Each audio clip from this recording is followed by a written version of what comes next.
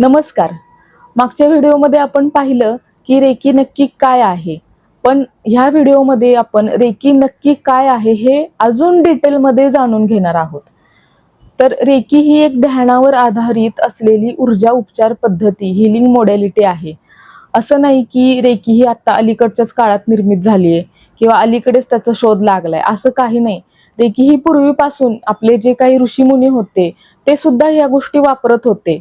पण मधल्या काळामध्ये हे नॉलेज कुठेतरी लुप्त पावलं किंवा गुरु शिष्य परंपरेनं फक्त हे शिष्यालाच गेलं, म्हणजे मुलाकडून वडिलांकडून फक्त मुलालाच हे नॉलेज गेलं. जनसामान्यांपर्यंत हे नॉलेज पोहोचलंच नाही. त्यामुळे ही कुठेतरी विद्या लुप्त पावत गेली आणि काही लोकांच्याकडेच ही ऊर्जा होती, पण त्यांनी लोकांना ही विद्या देण्यास म्हणजे विद्या पसरवण्याचे कामच केलं नाही. डॉक्टर मिकाऊ सुई यांनी रेकी ही नवीन रूपात आपल्याला दिलेली आहे. प्रत्येक प्राणी मात्रामध्ये पोहोचवण्याचे काम हे डॉक्टर मिकाऊ सुई यांनी केलेले आहे. रेकी ही कल्पना त्यांनी खूप साध्या भाषेत, सुटसुटीत भाषेत समजून सांगितली आहे. कारण जे सामान्य लोक, जे शिकलेले नाहीत, त्यांना सुद्धा याचा लाभ मिळावा, याचे बेनिफिट्स मिळावेत, आपलं स्वतःचं शरीर ते हील करावेत म्हणून सोप्या भाषेत सांगितले. आणि हाच त्याचा याच्या मागचा एकमात्र उद्देश होता. रे आणि की म्हणजे तीच प्राणशक्ती जी आपल्या शरीरामध्ये, आपल्या नसानसामध्ये, आपल्या कणाकणामध्ये वाहत आहे.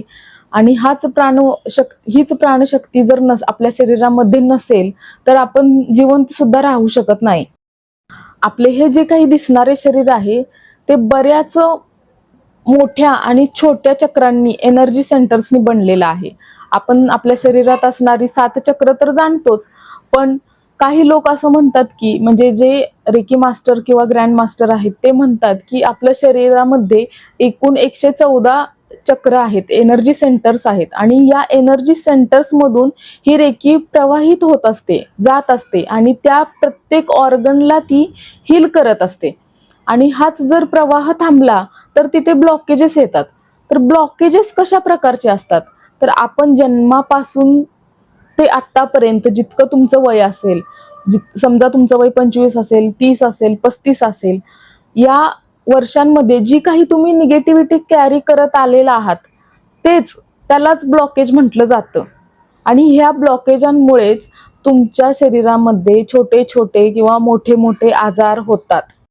तोपर्यंत आपल्या शरीरात असणारी ही जी काही एनर्जी सेंटर्स आहेत किंवा लहान मोठी 7 चक्र किंवा अजून काही चक्र असतील, ही वेगवेगळ्या प्रकारे कार्य करत असतात. म्हणजे जेव्हा आपण पॉझिटिव्ह असतो तेव्हा ही एनर्जी सेंटर्स असतात ती एकदम बॅलन्समध्ये असतात. तेव्हा रेकी एनर्जी आपल्या शरीरामध्ये एकदम सुरळीतपणे जात असते. पण जेव्हा आपल्या एनर्जीमध्ये निगेटिव्हिटी येते तेव्हा त्याचा कुठेतरी बॅलन्स बिघडतो आणि आपण निगेटिव्ह गोष्टी कॅरी करत येतो पुढे आणि आपल्याला आर्थिक स्थैर्य किंवा अजून काही आजार वगैरे मागे लागतात. आता आपण जाणून घेऊया की आपली जी काही सप्तचक्र आहेत किंवा एनर्जी सेंटर्स आहेत ती ब्लॉक कशी होतात. त्यासाठी एक एक्झाम्पल सांगते तुम्हाला. जेव्हा एखाद्या मुलाचा किंवा एखाद्या बाळाचा जन्म होतो तेव्हा ते खूप उत्साही असतं, एक प्युअर हार्टेड सोल असतं, हेल्दी असतं, खूप म्हणजे सुखी समाधानी असतं. त्याला झोप पण किती शांत लागते बघा, त्यामुळे ते खूप छान असतं. पण त्याच्या जसं जसं ते मोठं होत जातं त्याच्या आजूबाजूचं जे एन्व्हायरमेंट आहे त्याच्यातून तो द्वेष घेतो, भावना घेतो, तिरस्कार, एखाद्या प्रति राग असतो त्याला. जसं जसं मोठं होत जातो, लहान असताना अशा गोष्टी होत नाहीत, पण बाकीच्या लोकांचं शिकून किंवा घरातल्या लोकांचं शिकून तो या गोष्टी कॅरी करत असतो आणि त्याच गोष्टी आत्मसात करतो तो. आणि त्यामुळे त्याचा ओरा त्या गोष्टी घेतो आणि तिथे निगेटिव्हिटी साचून राहते, पॉझिटिव्हिटी पूर्ण निघून जाते, तिथं त्या गोष्टी कलेक्ट होतात. आता राग भावना ही त्यांनी आत्मसात केली तर त्याचं जे काही सोलार प्लेक्सिस चक्र आहे ते चक्र ती एनर्जी घेते आणि त्या एनर्जीतून ते सोलार प्लेक्सिस चक्र हे पूर्णपणे डिसबॅलन्स होतं आणि तिथून येणारे आजार असतात. मग ते पित्त असतं, पित्ताचे खडे किंवा अजून काही गोष्टी असतात. रागावरती त्या लोकांचा कंट्रोल नसतो किंवा हे जर काहीच ऍक्टिव्ह नसेल तर त्या लोकांना राग सुद्धा येत नाही. राग सुद्धा गरजेचा आहे पण त्या लोकांना राग येत नाही. तर हे अशा प्रकारे आपली सेंटर्स ब्लॉक होतात. ही रेकीची कन्सेप्ट खूप डिटेलमध्ये समजून सांगण्याचा मी प्रयत्न केला आहे. कसं वाटलं तुम्हाला हे सर्व नॉलेज ऐकून, हे मला तुम्ही नक्की कमेंट करून सांगायचंय. आणि व्हिडिओ आवडल्यास तुमच्या मित्रमैत्रिणींना किंवा ज्यांना रेकी शिकायची इच्छा आहे त्यांना तुम्ही शेअर करू शकता. कमेंट 100% करायचंय व्हिडिओ आवडला तर, आणि लाईक तर नक्कीच बनतं. थँक्यू.